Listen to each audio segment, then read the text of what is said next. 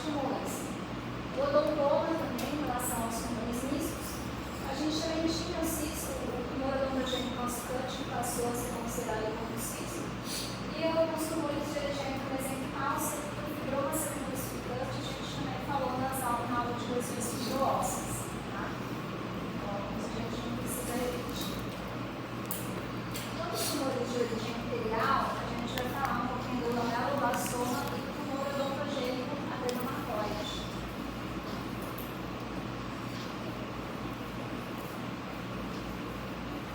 O ameloblastoma, ele é então, um tumor que tem origem a partir da bactéria que formou o esmalte dentário. Tá? A origem dele é a partir de restos de células da lâmina dentária, a partir de células no órgão do esmalte, envolve, portanto, os ameloblastos, o retículo estrelado. Ele também pode ter uma origem a partir de um cisto odontogênico. Ele pode evoluir a partir de um cisto odontogênico. Ele é o segundo tumor odontogênico mais comum. Tá? A gente observa mais em pacientes jovens. Ele também acontece principalmente em região posterior de mandíbula. Região posterior de mandíbula, que vocês viram que também a gente chama alta incidência do queratocisto odontogênico e do cisto dentígeno. Tá? Então, esses três operações, né, o cisto dentígeno, o queratocisto odontogênico e a ameloblastoma, os três acontecem mais em região posterior de mandíbula. Tá? Aqui é uma imagem que mostra para vocês, né, o ameloblastoma, e ele tem células que me lembram muito das células que formaram os nossos dentes. As células que formam o ameloblastoma, elas me lembram os meus ameloblastos, os ameloblastos que formam o nosso esmalte. Essas células periféricas, elas me lembram os ameloblastos, e as células centrais me lembram o retículo estrelado do dente. Tá? Vocês desenharam, vocês tiveram lá a aula de histologia dental, né? Vocês devem lembrar bem claramente. Aí, se vocês tiverem, tá? O ameloblastoma, então, 85% deles, né, acontece em região posterior de mandíbula. Ele tem um crescimento lento e expansivo. Tá? Ele pode ter um comportamento, né, mais agressivo, então, conforme ele vai expandindo, ele vai crescendo, ele vai causando uma grande reabsorção e expansão das corticais ósseas. Tá? E a gente tem um alto índice de recorrência associado a ele. Então, vocês vão ver nas imagens, ele pode causar uma grande expansão, pode ocorrer tanto em região posterior como no anterior de mandíbula, mas é mais frequente em região posterior. Esse é o aspecto radiográfico muito clássico do ameloblastoma. Tá? Então, vocês estão observando aqui em região posterior de mandíbula, a gente está observando um molar não erosionado, a gente observa uma área radiolúcida de aspecto multilocular. A gente vê essas traves, essas etapas, essas lembranças, que dão esse aspecto multilocular da lesão. Tá? A gente vê como é a região. Os livros, eles descrevem as características radiográficas do ameloblastoma como uma característica de bolhas de sabão ou favos de mel. Tá? É para vocês, né, fazerem uma associação e lembrarem das características do ameloblastoma. Vocês observarem nesse caso a destruição envolve a região de base, ângulo, plano de mandíbula, se estende ao processo coronoide. Tá? Qual outro cisto que vocês viram de um aspecto muito semelhante, agressivo? Qual cisto que é? Queratocisto odontogênico, né? Dando um diagnóstico diferencial de vocês, eu vou lembrar de queratocisto odontogênico, ameloblastoma. Tá? Aqui a gente vê outro caso, olha só, eu tenho o primeiro e segundo molar, né, parece que essa lesão vem da região periapical, aqui do segundo molar, mas olha só, a gente vê um aspecto multilocular. Tá? A lesão extensa também envolvendo base, ângulo, vômito de mandíbula. Tá? Um aspecto multilocular. E a gente vê outras características, olha só como as loculações aqui são menores, né? Lembrando então um pouquinho essa descrição de favos de mel. Tá? Olha só, o mesmo aspecto aqui de favos de mel. Quando a gente vê uma radiografia com essas características, vocês precisam pensar no ameloblastoma. Tá? São características muito clássicas do amelo. A gente observa como outro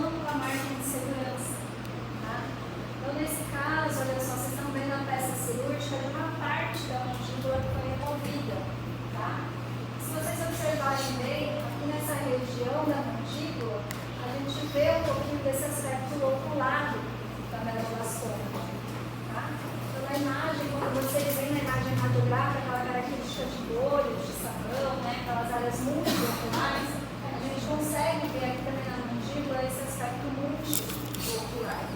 Tá? Isso é só uma parte do ângulo da mandíbula que foi removido. Tá?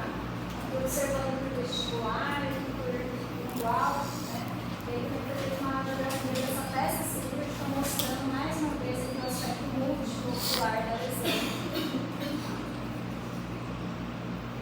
Então chama ameloblastoma, né? Porque quando a gente vai analisar o aspecto microscópico desse tumor, a gente nota a presença dessas células aqui empaliçadas que me lembram os meus ameloblastos. A gente vê essa região central que as células me lembram da retícula estrelada, aquela lá que vocês desenharam quando a gente vê a formação do dente, tá? Ele é, portanto, um tumor odontogênico benigno. Mas vocês viram que o comportamento dele, né, a gente tem um crescimento lento, expansivo, mas que causa uma grande reabsorção do tecido ósseo, tá? Então, embora seja benigno, ele tem um comportamento bem agressivo. Outro variante, né, do ameloblastoma é o ameloblastoma policístico. Então, nem no ameloblastoma vocês vão observar aquela característica clássica multiocular. A gente chama a variante dele, que é o policístico. Tá? No caso do policístico, ele corresponde a 10 a 46% dos ameloblastomas. A gente observa principalmente pacientes jovens, no torno da segunda década, multilocular, né? A gente vê mais de pacientes jovens. Muitas vezes está associado a um terceiro molar não erosionado, pode mais em região posterior de mandíbula também. Né? Então, igual ao igual ao cisto dentígeno. Então aqui a gente vê uma amelo policístico.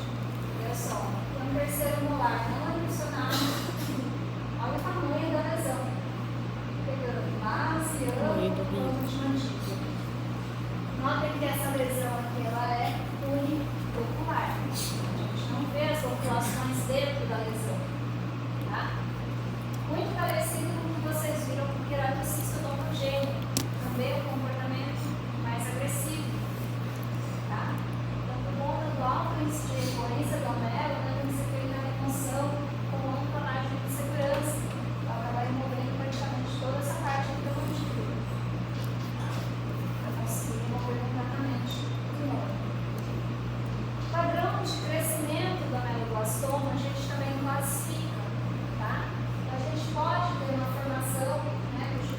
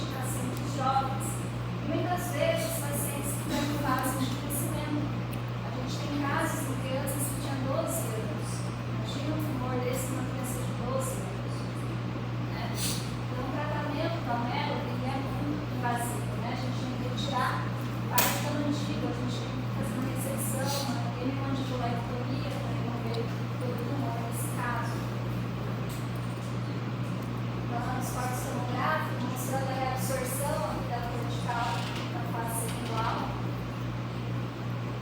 E a reconstrução 3D mostrando a grande destruição óssea, né? Então já não tinha nem cortical vestibular, nem a cortical dual nesse caso. É importante a gente fazer o diagnóstico diferencial com os cistos, né? Principalmente no caso do amelo e do cisto.